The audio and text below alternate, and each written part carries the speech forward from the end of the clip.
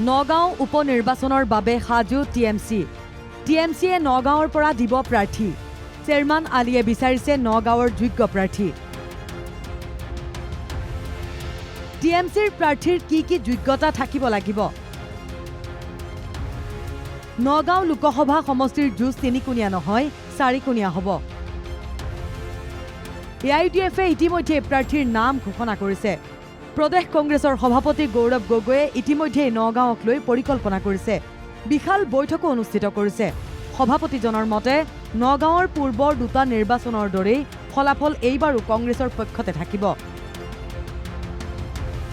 চৰ্চা চলিছে কংগ্ৰেছৰ পৰা নগাঁও লোকসভা সমষ্টিৰ প্ৰাৰ্থী হ'ব প্ৰাক্তন বিধায়িকা শিৱামণি বৰা। নগাঁও লোকসভা নিৰ্বাচনত টুইষ্ট খানিছে অসম তৃণমূল কংগ্ৰেছৰ সভাপতি চেয়াৰমান আলী আহমেদে। টিএমচিয়ে দিব নগাঁৱৰ পৰা প্ৰাৰ্থী। পূৰ্বৰ নগাঁৱৰ সাংসদৰ কথা কৈ উন্নয়নৰ কথাৰে ৰাইজৰ সহায় বিচাৰিছে চেয়াৰমান আলী আহমেদে। নগাঁৱৰ প্ৰাৰ্থিত্বৰ বাবে আবেদনৰ আহ্বান চেয়াৰমান আলী আহমেদৰ।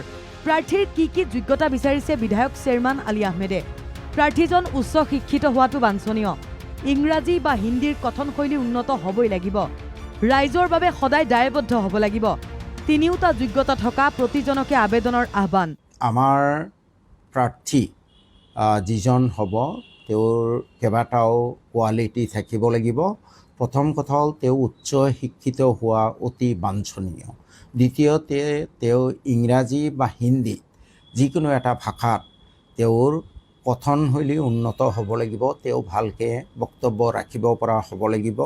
তৃতীয়তে তেওঁ অকল MP হোৱাৰ স্বাৰ্থত MP হ'ব নালাগিব। তেওঁৰ ৰাইজৰ প্ৰতি দায়বদ্ধতা, প্ৰমাণিত দায়বদ্ধতা থাকিব লাগিব। তেওঁ এই ৰাইজৰ মংগলৰ হকে কাম কৰিবলৈ তেওঁৰ ভিতৰত একুৰা জুই জ্বলি থাকিব লাগিব। উল্লেখ্য যে প্ৰাৰ্থীয়ে কেৱল 5 টকা খৰচ কৰিলেই হ'ব। দলীয় সদস্য ভৰ্তিৰ বাবে 5 টকা খৰচ কৰিলেই পাব পাৰে প্ৰাৰ্থিত্ব। কোনো প্ৰাৰ্থিত্ব প্ৰত্যাশীয়ে নিৰ্বাচনৰ বাবে কোনো বিশেষ মাচুল দিব নালাগে। এই আহ্বান টিএমচিৰ বিধায়ক চেয়াৰমান আলী আহমেদৰ। আমাৰ দলৰ পৰা প্ৰাৰ্থিত্ব পোৱাৰ ক্ষেত্ৰত কাকো কোনো ধৰণৰ টকাৰ লেনদেন কৰিবৰ প্ৰয়োজন নাই। কোনো ধৰণৰ টকা দিয়াৰ দৰকাৰ নাই। ধন খৰচ কৰাৰ দৰকাৰ নাই। আৰু দ্বিতীয়তে প্ৰাৰ্থিত্ব প্ৰদানৰ কাৰণে তেওঁ মাত্ৰ 5 টকীয়া এটি মেম্বাৰশ্বিপ পত্ৰ ল'লেই হ'ব।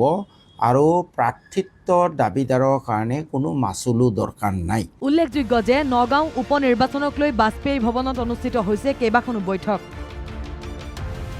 নগাঁও লোকসভাৰ অন্তৰ্গত বিজেপি বিধায়ক মন্ত্ৰী, ৰাজ্যিক বিজেপিৰ সভাপতিকে আদি কৰি সমূহ নগাঁও উপ নিৰ্বাচনৰ বিষয়ববীয়া অংশ লয় বৈঠকত। এই বৈঠকত অংশগ্ৰহণ কৰি বিভাগীয় মন্ত্ৰী পীযুষ হাজৰিকাৰ প্ৰতিক্ৰিয়া। নগাঁও নিৰ্বাচন আমাৰ বাবে যথেষ্ট কঠিন। নগাঁও বিজেপিৰ বাবে প্ৰত্যাহ্বান। অনাগত এটা মাহ বিজেপিৰ নেতৃত্বই কাম কৰিব নগাঁৱত। নগাঁৱত আমাৰ লক্ষ্য কঠিন, তথাপিতো আমি বহি নাথাকোঁ। আমি চিৰিয়াছলি ইলেকশ্যন খেলিম। তাৰ কাৰণে আমাৰ আজি উচ্চ পৰ্যায়ৰ যিখন কমিটি বনোৱা হৈছিলে সেই কমিটিখনৰ আমি মিটিং কৰিলোঁ। সকলোৱে আমি সিদ্ধান্ত লৈছোঁ যে খুব চিৰিয়াছলি আমি ইলেকশ্যনটো খেলিম। মই আকৌ কৈছোঁ আমাৰ লক্ষ্য কঠিন, কিন্তু তথাপিতো আমি কষ্ট কৰি আমি সক্ৰিয়ভাৱে শক্তিশালীভাৱে ইলেকশ্যনত প্ৰতিদ্বন্দ্বিতা কৰিম, অৱতীৰ্ণ হ'ম আৰু আমাৰ প্ৰাৰ্থীক জিকাবলৈকে চেষ্টা কৰিম। সেই বিষয়ে আজি আলোচনা কৰিলোঁ। আমি কেনেকৈ অহা এক মাহ খুব চিৰিয়াছলি দলৰ কাৰ্যকৰ্তাসকলে কাম কৰে, নেতৃবৃন্দই কাম কৰে, সেই গোটেই কথাখিনি আমি আলোচনা কৰিলোঁ। নগাঁও যিকোনো প্ৰকাৰে নিজৰ দখলত আনিবলৈ বদ্ধপৰিকৰ বিজেপি। এআইডিএফ, কংগ্ৰেছ আৰু টিএমচিৰ ভোট বিভাজনে কাক প্ৰকৃততে লাভান্বিত কৰিব? জবা দাসৰ ৰিপৰ্ট, NKTV+, গুৱাহাটী।